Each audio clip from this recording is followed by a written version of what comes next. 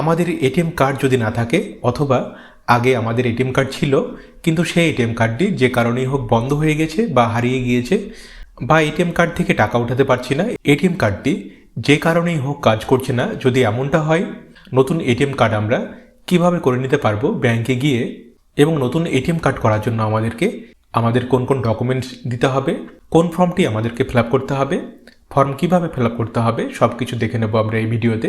তো ভিডিওটি সম্পূর্ণ দেখুন, ভিডিওটি ভালো লাগলে লাইক করবেন, আর চ্যানেলে নতুন হলে চ্যানেলটিকে সাবস্ক্রাইব করে রাখুন এরকমই সব গুরুত্বপূর্ণ বিষয়গুলি জেনে রাখার জন্য।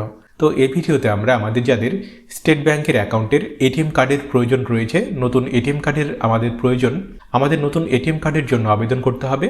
তো নতুন এটিএম কার্ডের আবেদন করার জন্য প্রথমে আমাদেরকে আমাদের যে ব্যাংকে অ্যাকাউন্ট রয়েছে ব্যাংকে যেতে হবে।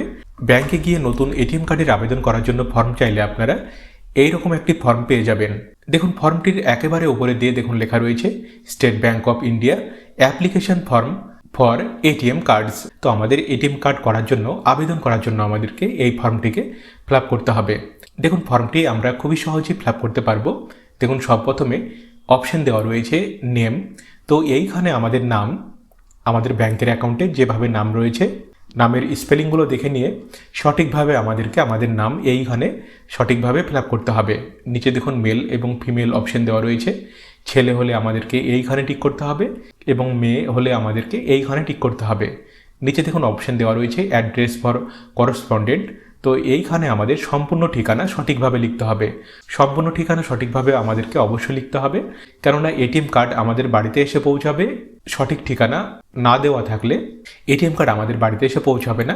তো দেখুন প্রথমে আপনি কেয়ার অফ লিখে নিয়ে আপনার গার্জেনের নাম লিখে নেবেন, পাশে আপনার গ্রামের নাম, পোস্ট অফিসের নাম, থানা, জেলা সবটাই লিখে নিতে হবে। নিচে দেখুন স্টেট অপশন দেওয়া রয়েছে, এইখানে আমাদের রাজ্যের নাম এবং পাশে আমাদের পিনকোড সঠিকভাবে লিখতে হবে। নিচে দেখুন অপশন দেওয়া রয়েছে মোবাইল ফোন নম্বর। তো এইখানে আমাদের পার্মানেন্ট যে নম্বর, চালু ফোন নম্বরটি আমাদের ব্যাংকের অ্যাকাউন্টের সঙ্গে লিঙ্ক রয়েছে, মোবাইল নাম্বারটিকে সঠিকভাবে আমাদেরকে এইখানে লিখতে হবে। নিচে দেখুন অপশন দেওয়া রয়েছে ইমেল আইডি, থাকলে লিখে নেবেন, না থাকলে প্রয়োজন নেই, অথবা আপনি ফাঁকাও রাখতে পারেন। নিচে দেখুন ফ্যাক্স নম্বর দেওয়া রয়েছে, থাকলে লিখে নেবেন, না থাকলে প্রয়োজন নেই। নিচে দেখুন অপশন দেওয়া রয়েছে প্রাইমারি অ্যাকাউন্ট। দেখুন অপশন দেওয়া রয়েছে সেভিংস অর কারেন্ট। তো আমাদের অ্যাকাউন্টটি যদি সেভিংস অ্যাকাউন্ট হয় তাহলে আমাদেরকে এইখানে টিক করতে হবে, কারেন্ট অ্যাকাউন্ট হলে আমাদেরকে এইখানে টিক করতে হবে। নিচে দেখুন অপশন দেওয়া রয়েছে সেভিংস অ্যাকাউন্ট নম্বর। আমাদের অ্যাকাউন্টটি যদি সেভিংস অ্যাকাউন্ট হয় তাহলে আমাদের সেভিংস অ্যাকাউন্ট নম্বর আমাদেরকে এইখানে সঠিকভাবে লিখতে হবে। আমাদের বেশিরভাগই সেভিংস অ্যাকাউন্ট হয়, তো আপনার যে সেভিংস অ্যাকাউন্ট নম্বরটি রয়েছে অ্যাকাউন্ট নম্বর সঠিকভাবে এইখানে লিখে নেবেন। আর যাদের কারেন্ট অ্যাকাউন্ট নম্বর এইখানে সঠিকভাবে লিখতে হবে। নিচে দেখুন অপশন দেওয়া রয়েছে অ্যাপ্লিকেন্ট সিগনেচার। এইখানে আমাদের ব্যাংকে যেভাবে সিগনেচার রয়েছে বা সই রয়েছে সঠিকভাবে আমাদেরকে এইখানে সই করতে হবে। দেখুন আমাদের ফর্ম ফিল আপ করা হয়ে গেছে। এই ফর্মের সঙ্গে আপনার পাসবই জেরক্স কপি, আপনার আধার কার্ডের জেরক্স কপি এবং আপনার প্যান কার্ডের জেরক্স কপি অবশ্যই এই ফর্মের সঙ্গে অ্যাটাচ করে ব্যাংকে গিয়ে এই ফর্মটিকে জমা করতে হবে। এই ফর্মটি জমা করার আগে আমাদের অ্যাকাউন্টে অবশ্যই ফুল কেওয়াইসি থাকতে হবে এবং আমাদের অ্যাকাউন্টে প্যান কার্ড লিঙ্ক থাকতে হবে অথবা ফর্ম 60 কেওয়াইসি কমপ্লিট থাকতে হবে।